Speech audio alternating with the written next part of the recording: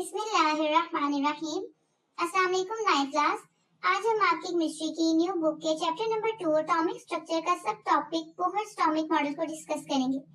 Last lecture में हमने Rutherford के एटॉमिक मॉडल को डिस्कस किया था, जिसमें रदरफोर्ड ने न्यूक्लियस का कंसेप्ट दिया था। उसने कहा था कि एक एटम जिसके सेंटर में एक हैवी बॉडी मौजूद होती है, जिसको उसने न्यूक्लियस का नेम दिया, और उसने कहा इस न्यूक्लियस के अंदर प्रोटॉन्स एंड न्यूट्रॉन्स मौजूद हैं और इसके सराउंडिंग में इलेक्ट्रॉन्स रिवॉल्व कर रहे होते हैं।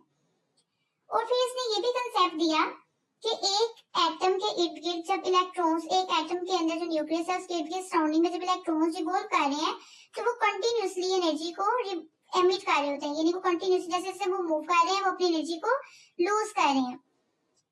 तो इसके बाद एक साइंटिस्ट, लेकिन जब अगर देखा जाए सोचने की बात ये थी कि अगर एक एटम है, ये न्यूक्लियस है और उसके सराउंडिंग में ये इलेक्ट्रॉन रिवॉल्व कर रहे हैं, तो जब ये कंटिन्यूअसली अपनी एनर्जी लूज करेगा तो यहाँ पर देखें तो कंटिन्यूअसली लूज करते करते इसकी एनर्जी यानी एक एटम का इलेक्ट्रॉन को न्यूक्लियस के अंदर कोलैप्स कर देना चाहिए।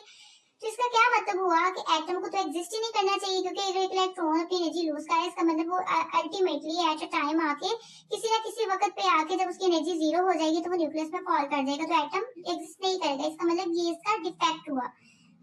सेकंड इसका डिफेक्ट ये था कि इसने कहा कि एटम क्योंकि इलेक्ट्रॉन्स अपनी एनर्जी बिल्कुल कंटिन्यूअसली रिलीज कर रहा है, जिसकी वजह से इसने कहा कि एक एटम को कंटिन्यूअस स्पेक्ट्रा देना चाहिए। लेकिन एक साइंटिस्ट 1913 में नील बोहर ने जो इसकी ये पॉस्टुलेट था कि एक एटम को कंटिन्यूअस स्पेक्ट्रा देना चाहिए, इसको इसने रॉन्ग साबित किया। इसने हाइड्रोजन का स्पेक्ट्रा देखा, इसने कहा कि एक एटम क्या करता है, वो कंटिन्यूअस स्पेक्ट्रा की बजाय वो लाइन स्पेक्ट्रा प्रोड्यूस कर रहा है। इसका क्या मतलब हुआ कि रदरफोर्ड का मॉडल किसने गलत साबित कर दिया, नील बोहर ने। अब नील बोहर ने एक एटॉमिक मॉडल दिया जिसके अकॉर्डिंग उसने रदरफोर्ड के इस कंसेप्ट को तो इसने माना कि एक एटम के सेंटर में न्यूक्लियस मौजूद होता है और एक एटम के न्यूक्लियस के इर्द गिर्द इलेक्ट्रॉन्स क्या करते हैं, रिवॉल्व करते हैं। इसने इस कंसेप्ट को भी एक्सेप्ट किया। लेकिन इसने एक और चीज का वर्ड कहा, इसने कहा कि एक इलेक्ट्रॉन, एक एटम में जो इलेक्ट्रॉन होते हैं जो न्यूक्लियस के इर्द गिर्द मूव कर रहे हैं, वो अपनी एनर्जी को कंटिन्यूअसली एमिट नहीं करते, मतलब ये अपनी एनर्जी को लूज नहीं कर रहे होते, ये इसने कहा। इसने कहा कि इलेक्ट्रॉन्स क्या करते हैं, इलेक्ट्रॉन एक फिक्स्ड ऑर्बिट में मूव कर रहे हैं, यानी एक फिक्स्ड एनर्जी लेवल में मूव कर रहे हैं जहां पर उनकी एनर्जी क्या होगी, फिक्स्ड।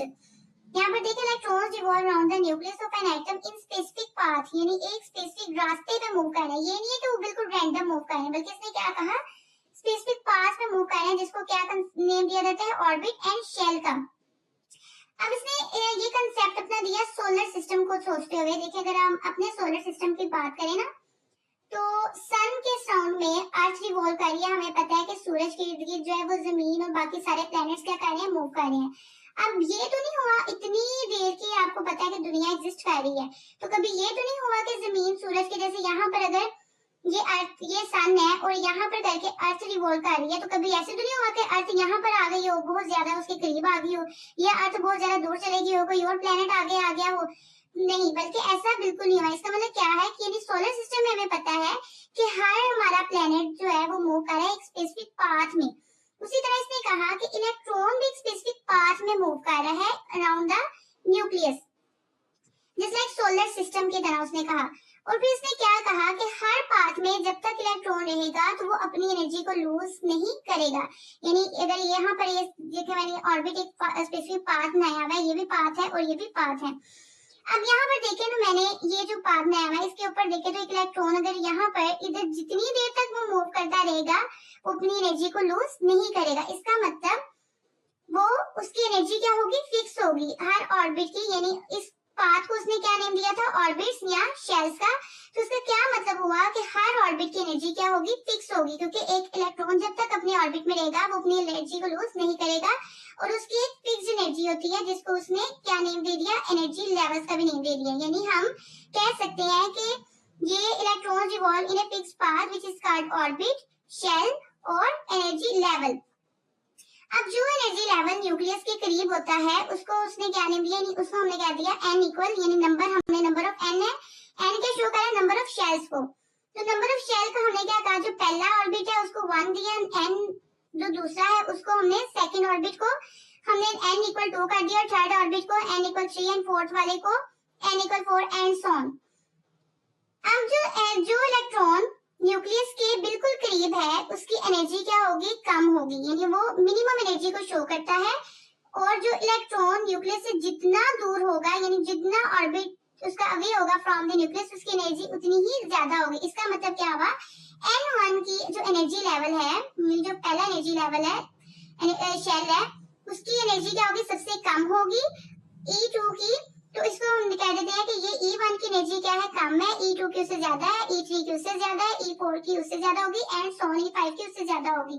यानी ऑर्बिट जितना जितना न्यूक्लियस से दूर जाता जाएगा उसमें इलेक्ट्रॉन्स की एनर्जी उतनी ही ज्यादा होती जाएगी। यानी हम ये कह सकते हैं अगर फोर्थ एनर्जी लेवल है उसकी एनर्जी क्या है, वो ज्यादा है as compare to the first orbit. अब यहाँ पर देखें तो यहाँ तक था, इसने नील बोहर ने कंसेप्ट दिया कि जब तक वो फिक्स्ड ऑर्बिट रहेगा तो उसकी एनर्जी क्या रहेगी, सेम रहेगी। अब उसने क्या कहा कि एक इलेक्ट्रॉन एनर्जी तभी एमिट कर सकता है या एब्जॉर्ब कर सकता है जब वो जंप करेगा from one orbit to another. अब देखो मैंने यहाँ पर कहा है ये E1 है, ये E2 है, ये E3 है। E1 की एनर्जी क्या होती है, कम होती है, E2 की उससे ज्यादा होती है, E3 की उससे ज्यादा होती है। अब जाहिर सी बात है कि जब एक इलेक्ट्रॉन ने E2 से मूव करके E3 में जाना है तो उसको कुछ ना कुछ एनर्जी गेन करके यहाँ तक जाना पड़ेगा। जैसे फॉर एग्जांपल कंसीडर कर लें, हम इमेजिन कर लेते हैं, जस्ट इमेजिन E1 की 50 किलो जूल पर मोल एनर्जी है, इसकी 100 होगी और इसकी 150 होगी, यानी हमने 50-50 का गैप रख दिया। अब यहाँ से E2 से जब एक इलेक्ट्रॉन ने जब इस एनर्जी लेवल में जाना है तो इसकी अपनी एनर्जी कितनी है, 100, तो इसको 150 याद करनी चाहिए। इसका मतलब ये 50 इलेक्ट्रॉन वोल्ट की यानी 50 एनर्जी क्या करेगा, किलो जूल की एनर्जी गेन करेगा। फिर ही यानी ये 50 प्लस 100 150 होगी तो ये एनर्जी लेवल 3 में मूव करेगा। इसका मतलब क्या हुआ कि जब एक electron from lower orbit to higher orbit move करेगा तो उसको एनर्जी को एब्जॉर्ब करना पड़ेगा। और सिमिलरली जब एक इलेक्ट्रॉन हायर ऑर्बिट से लो ऑर्बिट में मूव करेगा तो वो एनर्जी क्या करेगा, लूज करेगा, क्योंकि 150 ज्यादा है, 100 तक होने के लिए जो एक्स्ट्रा एनर्जी होगी वो क्या कर देगा, रिलीज कर देगा। और यहाँ पर चेंज एनर्जी किसके इक्वल है, h म्यू नॉट, यानी फ्रीक्वेंसी, और h क्या है, it is the Planck's constant है। इसी तरह इसने एक एंगुलर मोमेंटम का भी कंसेप्ट दिया कि एंगुलर मोमेंटम में mvr, ये इक्वेशन है जो कि आप लोगों की बुक में नहीं दी हुई, लेकिन ये आप लोगों ने याद करनी है तो कर सकते हैं। 2 पाई ये इक्वेशन है जिसके थ्रू हम किसी भी एटम का अगर हमने इलेक्ट्रॉन्स का यानी मास फाइंड आउट करना है, उसकी वेलोसिटी फाइंड करनी है या रेडियस फाइंड करना है तो हम इस इक्वेशन के थ्रू फाइंड आउट कर सकते हैं। अब यहाँ तक तो था एनर्जी लेवल या शेल्स का कंसेप्ट। अब उसके बाद इसने क्या कहा कि एटम अगर एक एनर्जी लेवल के अंदर यानी एक शेल के अंदर फर्दर सब शेल्स भी एग्जिस्ट करते हैं। अब इसने क्या कहा कि नंबर ऑफ सब शेल्स किसके इक्वल होते हैं, n वैल्यू के, यानी नंबर ऑफ शेल के इक्वल होते हैं। यानी अगर हमने पहले शेल को n वैल्यू 1 है उसको उसने क्या नेम दिया, शेल k, 2 वाले n इक्वल 2 को उसने क्या नेम दिया, l, 3 को m एंड n को 4। इसका क्या मतलब हुआ, यानी first shell is k shell, second shell is l shell, third shell is m shell and the fourth one is the n shell. अब इसके बाद इसने क्या कहा, हर शेल के अंदर फर्दर सब शेल्स मौजूद होते हैं जिसमें इलेक्ट्रॉन्स एग्जिस्ट कर रहे होते हैं।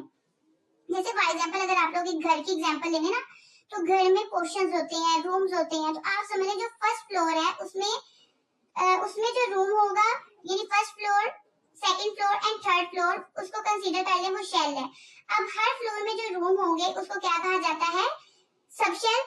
और सब शेल यानी हर रूम में रहने वाले जितने भी फर्द होंगे उसके अंदर इलेक्ट्रॉन्स होंगे।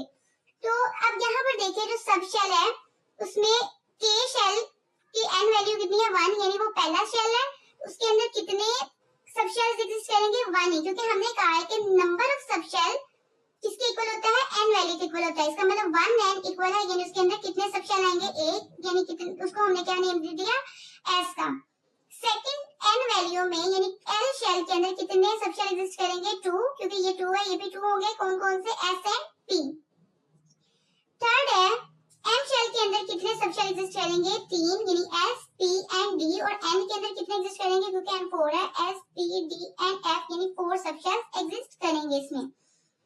अब यहाँ तो हमने कह दिया कि ये शेल है, शेल के अंदर सबशेल होते हैं, सबशेल के अंदर इलेक्ट्रॉन्स होते हैं, शेल के अंदर भी इलेक्ट्रॉन्स होते हैं। अब सवाल ये है कि कितने कितने इलेक्ट्रॉन्स होते हैं, K शेल कितने इलेक्ट्रॉन्स अपने अंदर रख सकता है, L कितने रख सकता है, M कितने रख सकता है, N कितने रख सकता है। तो नंबर ऑफ इलेक्ट्रॉन्स हर शेल के अंदर फाइंड करने के लिए एक फॉर्मूला है, वो क्या है 2n का स्क्वायर। n आपको पता है नंबर ऑफ सबशेल है, ये शेल है, सॉरी यानी शेल का नंबर है, कितने नंबर वाला ये शेल है।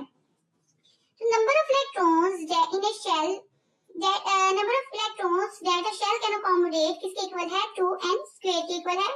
तो n हमारे पास 1 है, तो k शेल के अंदर हम 2n की वैल्यू पुट करेंगे, 2 1 का स्क्वायर, तो हमारे पास कितने इलेक्ट्रॉन्स आ गए 2।